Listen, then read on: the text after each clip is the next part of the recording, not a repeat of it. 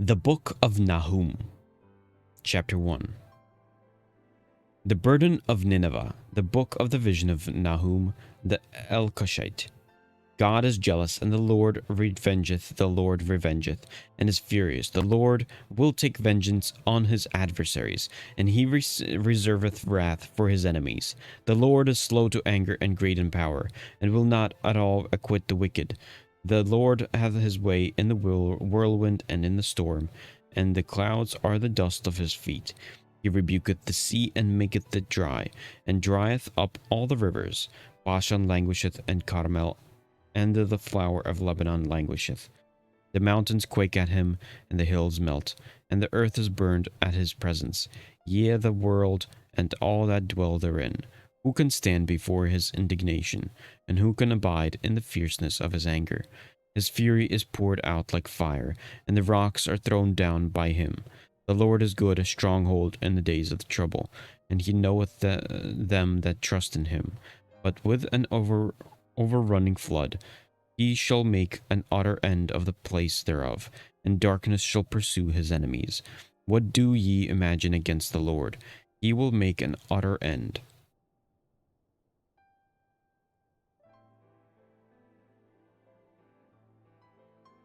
Affliction shall not rise up the second time, for while they be folden together as thorns, and while they are drunken as drunkards, they shall be devoured as stubble fully dry.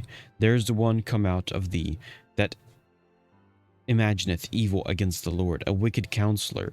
Thus saith the Lord, though they be quiet, and likewise many, yet thus shall they be cut down, when he shall pass through.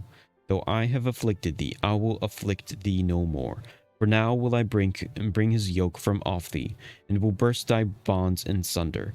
And the Lord hath given a commandment concerning thee, that no more of thy name be sown. Out of the house of thy gods will I cut off the graven image of the molten image. I will make thy grave, for thou art vile. Behold upon the mountains the feet of him that bringeth good tidings, that publisheth peace. O Judah, keep thy solemn feast, perform thy vows, for the wicked shall no more pass through thee. He is utterly cut off. The Book of Nahum, Chapter 2. He that dasheth in pieces is come up before thy face. Keep the mountain, watch the way.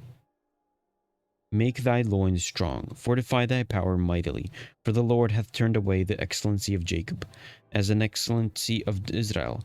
For the emptiers have emptied them out, and marred their vine branches. The shield of his mighty men is made red, and the valiant men are in scarlet. The chariot shall be with flaming torches in the day of his preparation, and the fir trees shall be terribly shaken. The chariots shall rage in the streets, they shall jostle one against another. In the broad ways they shall seem like torches, they shall run like the lightnings. He shall recount his worthies, they shall stumble in their walk, they shall make haste to the wall thereof, and the defense shall be prepared. The gates of the rivers shall be opened, and the place shall be dissolved, and Uzab shall be led away captive. She shall be brought up, and her maids shall lead her, as with the voice of doves, tabering upon their breasts. But Nineveh is of old like a pool of water, yet they shall flee away. Stand, stand, shall they cry, but none shall look back. Take ye the spoil of silver, take the spoil of gold, for there is none end of the store and glory out of all the pleasant furniture. She is empty and void, and waste, and the heart melteth, and the knees smite together, and much pain is in all loins, and the faces of them all gather blackness. Where is the dwelling of the lions, and the feeding place of the young lions, where the lion, even the old lion, walketh in the lion's whelp? And none made them afraid. The lion did tear in pieces enough for his whelps, and strangled for his lioness, and filled his holes with prey, and his dens with raven.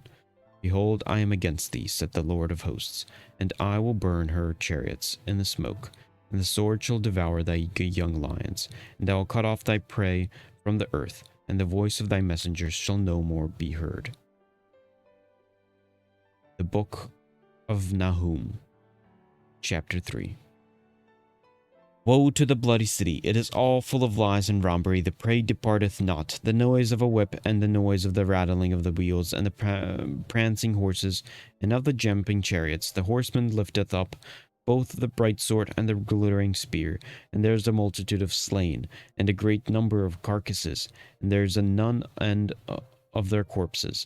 They stumble upon their corpses because of the multitude of the whoredoms of the well-favored harlot. The mistress of witchcraft, that selleth nations through her whoredoms, and families through her witchcraft. Behold, I am against thee, saith the Lord of hosts, and now discover thy skirts upon thy face, and now shew the nations thy nakedness, and the kingdom of thy shame, and I'll cast thy abominable filth upon thee, and make thee vile, and will set thee as a gazing stock. And it shall come to pass that all they that look upon thee shall flee from thee, and say, Nineveh is laid waste. Who will bemoan her? Whence shall I seek comforters for thee? Art thou better than populous? No. Art thou better than populous? No. That we situate among the rivers, that had the waters round about it, whose rampart was the sea, and her wall was from the sea. Ethiopia and Egypt were her strength, and it was infinite. Put and Lubim were thy helpers. Yet was she carried away. She went into captivity. Her young children also were dashed into pieces at the top of the streets, and I cast lots for her honorable men, and all her great men were bound in chains. Thou also shalt be drunken. Thou shalt be hid. Thou also shalt seek strength because of the enemy. All thy strongholds shall be like fig trees, with the first striped figs. If they be shaken, they shall even fall into the mouth of the eater.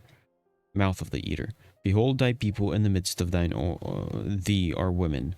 The gates of thy land shall be set wide open unto thine enemies.